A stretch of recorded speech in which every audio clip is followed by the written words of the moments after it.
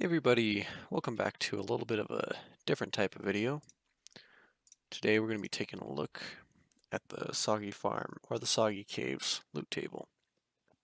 Been wanting to do this for a while, ever since speedrunning Soggy Caves has sort of become the meta for emerald farming, but there hasn't been a super good guide out there that tells you really everything you need to know. So, first thing you need, some type of robe. There are other robes that work. I believe the battle robe is most commonly used, and the evocation robe.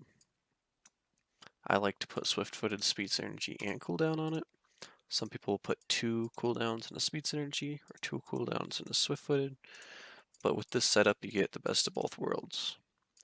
For your artifacts, you want a ghost cloak, boots of swiftness, and another ghost cloak. This allows you, whenever you're halfway down on one ghost cloak, to activate your next ghost cloak and almost always stay invisible. Now, for your weapons, it doesn't matter.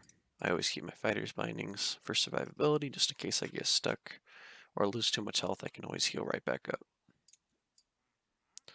This method can probably expect to finish the map in around 26 to 30 seconds. So what I usually do is I start on keyboard. So you can see my cursor right here, and I hit those 2 buttons at the same time, and then my third ghost cloak. I roll as much as possible to get that swift-footed bonus. Now some people don't use swift-footed at all, and currently there's actually a better method where you utilize a bow that has a certain enchant on it. I can't remember the enchant. Tempo Theft, and you can run a little bit faster. But you run up to here, everybody knows this glitch by now. Click on the doorway and switch to a controller, and it'll glitch you through the wall. Now you just grab whatever's in the chest, grab the emeralds as well, and run for the exit. Timing these can be a bit tricky, and so it might take some getting used to, but over time you should be able to knock that out in about 26 to 30 seconds, like I said. Now with this whole loading screen and collecting your artifact at the end, it takes about a minute total for you to get all your items. So after that whole minute's done, you can expect to get a certain amount of stuff. I went and took the liberty of keeping track of a bunch of obby chest drops, about 60 of them, and it seems that about 20% of the time you get legendary gear. So this is why everyone is farming for fighter's bindings on Soggy Caves. It's because there's a 20% chance you at least get a legendary, and there's only 4 or 5 legendaries you can get. So really good chance to get it. I actually got 3 or 4 while I was grinding. And then for artifact, the chest you can also get an artifact from, and it seems to hit about 50% of the time.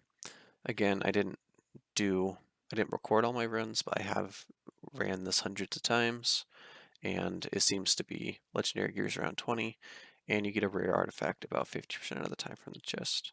You'll always get something rare or better from the chest.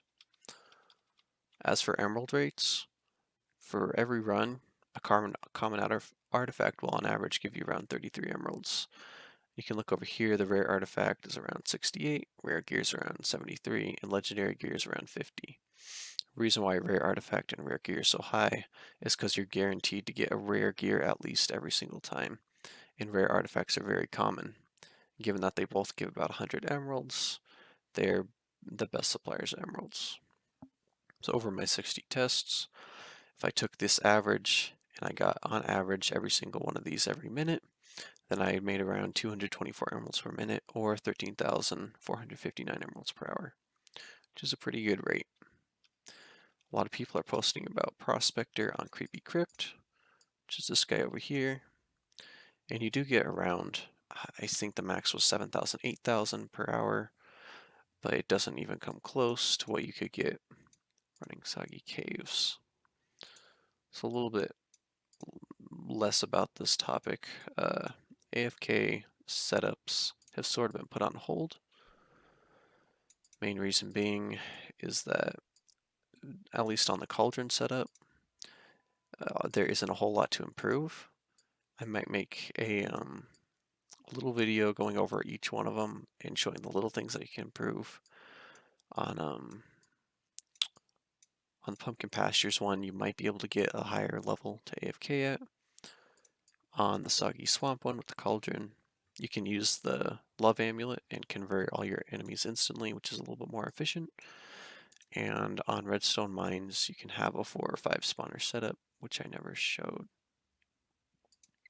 But yeah, this was just a little video over the meta of gaining emeralds. I might make some other meta videos that are just sort of about the game, maybe showing how to get high levels and more emeralds.